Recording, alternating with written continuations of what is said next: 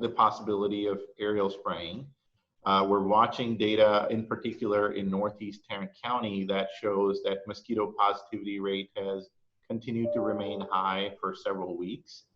With the recent rain events, it's actually coming down a little bit, but it has remained sustainably high for a long amount of time. What that tells us is that infected mosquitoes are out in abundance in Northeast Tarrant County that can spread West Nile to humans. So we're going to be discussing about aerial spraying.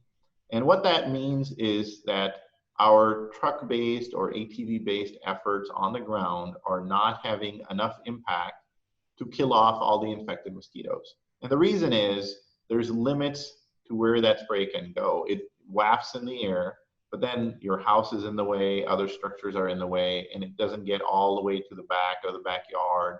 Some people have a private tree line or a creek in the back of the house or a green belt that attaches to their neighborhood. So to get to all of those areas, it's best to use the aerial spraying method. And the chemicals are also different. On the ground-based spray, we typically use something called pyrethroids, and it is a very effective tool, but it has its limitations. It's a lighter particle, it just floats in the air and gets to mosquitoes that are flying. On the aerial spray, there's another chemical called Naled, which is an organophosphate. It's a heavier particle. So when you spray from the air, it will waft down in the air and it's heavy, so it gets through the vegetation and gets to where the mosquitoes are resting. So combined together, those two methods are very, very effective at quickly knocking down mosquito populations over a large area.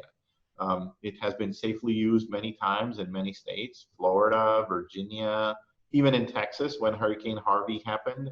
There was just a huge upsurge of mosquitoes, and they, I think, sprayed like 1 million acres with this Naled chemical, and it worked out just fine. Mosquitoes went away, and we were sort of back to normal. We would like to get some information out to the public about our possibility of doing aerial spraying.